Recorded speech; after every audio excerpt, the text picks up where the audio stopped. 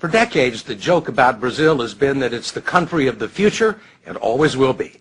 Despite enormous natural resources, it has long displayed an uncanny ability to squander its vast potential. Now, it's beginning to look like Brazil might have the last laugh. While most of the world is consumed with debt and unemployment, Brazil is trying to figure out how to manage an economic boom. It was the last country to enter the Great Recession, the first to leave it, and is poised to overtake France and Britain as the world's fifth largest economy. Its outgoing president may be the most popular politician on the planet, and with the World Cup and the Olympics on the way, Brazil is about to make its grand entrance on the global stage. The story will continue in a moment.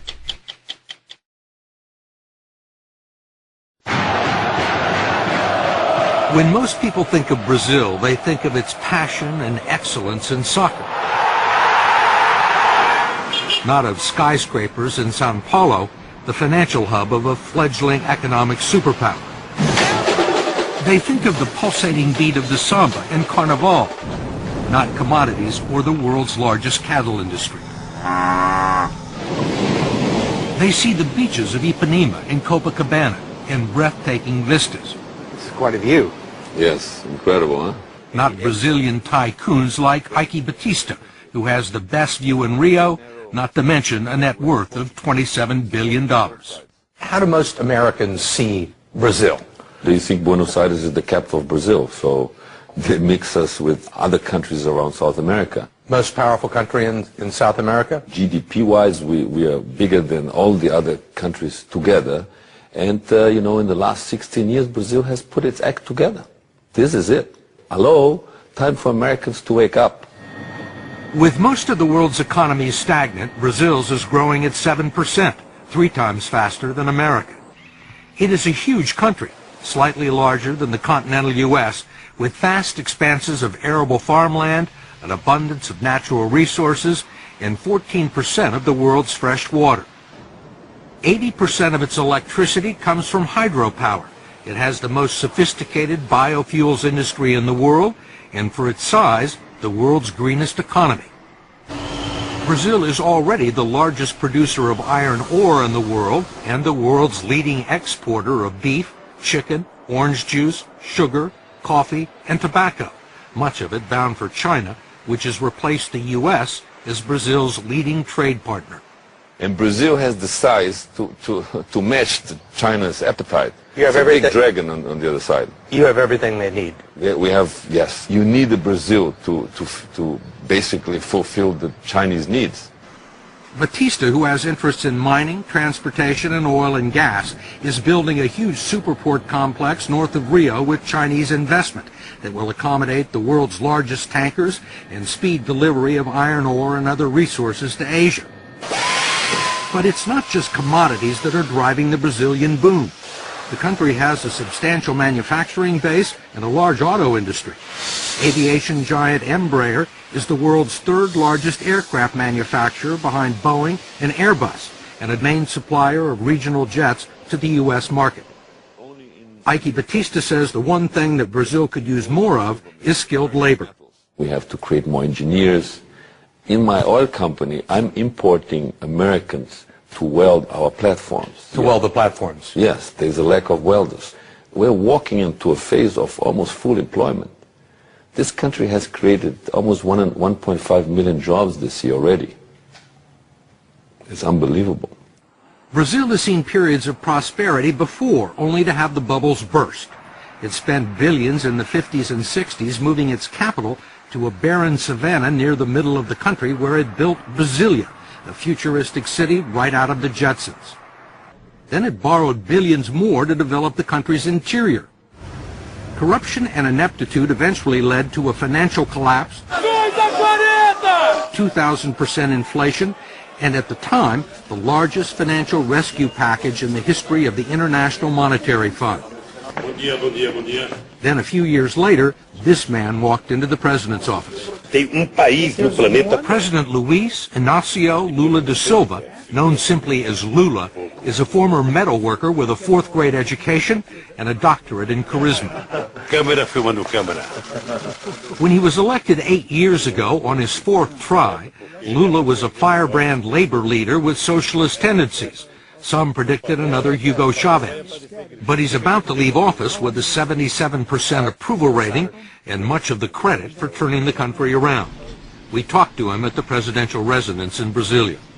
When you took office, there were many businessmen both in Brazil and abroad who were very nervous about you, who thought that you were a socialist and that you were going to take the country sharply to the left.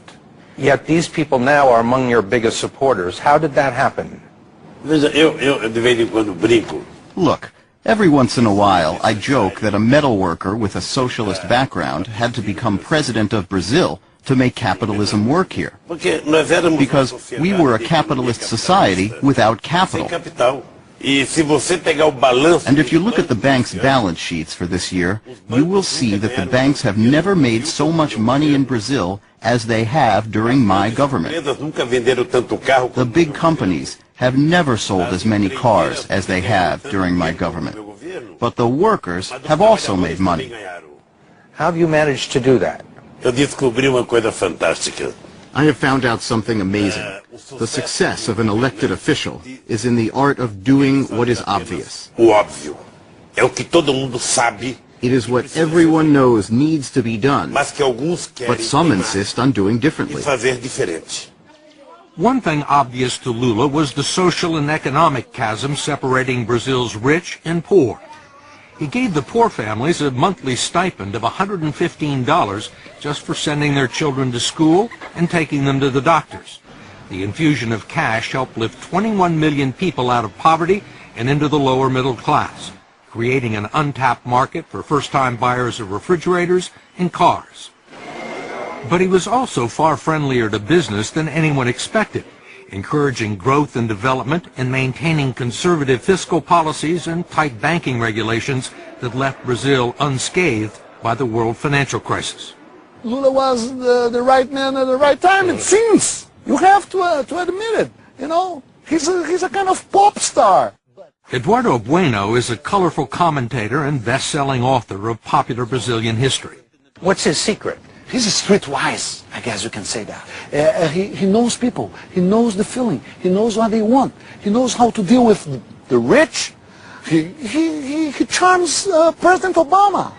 And he also charmed the international committees that awarded Brazil the 2016 Olympics and the World Cup of 2014, political victories that announced the country's arrival as an international player and will present some challenges for Brazil's next president. She is Dilma Rousseff, Lula's former chief of staff and his hand-picked successor, who was elected in October because he was ineligible for a third term. There are people that believe that once you were gone, Brazil may revert to its old ways. Will the momentum continue once you leave office at the end of the year? E é uma das coisas que eu me If there's something I am proud of, it is to have told my people that we are not second-class citizens, Segunda classe. E que nós that we can get things done. We can believe in ourselves. And then people have started to believe. Nós começam a acreditar. There are still some non-believers. Given its checkered record for living up to its promise, the rap against Brazil is that it lacks ambition. It's called the Brazilian way. Why do something today that you can pay someone to do the day after tomorrow? Brazilians put up with incredibly high taxes on almost everything, have a high tolerance for corruption, bureaucratic red tape, and according to Eduardo Bueno, harbor a secret love affair with incompetence. President Charles de Gaulle of France once said that Brazil is not a serious country. Do you believe that? Is Brazil a serious country now? It's not a serious country in several instances because they say that they're going to do something and then don't do something. Here in Rio de Janeiro, you can invite someone to your house, they say they're going to come and they don't show up and they don't think it's, who cares? But how can you do business in a loose way? How can you run a country in a loose way? While many in Brazil's cities lust for first world status, the third world is never far away. For decades, Brazil ignored the festering slums known as favelas, which wrap around Rio, overlooking some of the most valuable real estate in the city. They have been staging areas for street crime against tourists and safe havens for drug gangs so well armed that they brought down a police helicopter a few years ago with heavy machine gun fire. Finally, after years of looking the other way, the military police have begun to move in. In recent weeks, some parts of Rio have been a battle zone, with drug traffickers burning buses near some of the sports venues. But so far, the police have pacified 13 of the most dangerous favelas, and there are 27 more to go. This is a revolution. I myself did not believe this 3 years ago. There is a solution for slums all over Brazil. But there are also some massive problems with infrastructure. If the road to Brazil's future is long and wide, it is also jammed with traffic and filled with potholes. 90% of the roads in the country are still unpaved, and in the cities there's not much in the way of public transportation. And already there are major delays in the building and renovating of stadiums for the 2014 World Cup. FIFA, the World Soccer Organization, says Brazil is way behind in making preparations for the World Cup. Will the country be ready? Olha, primeiro, nós precisamos tomar cuidado. Look, first, we need to be careful about European perfectionism, because everything that happens here in the South, they think they know better than us. Mais do que nós. Então, Well, the Europeans may put their minds at ease because we will organize the most extraordinary World Cup ever. o mundo que já foi feito. What they didn't make in 500 years, they want to make in 4, because the World Cup is going to be in Brazil. You think they'll be ready? No, I don't think it's going to be ready, especially because Brazilians don't mind to be late.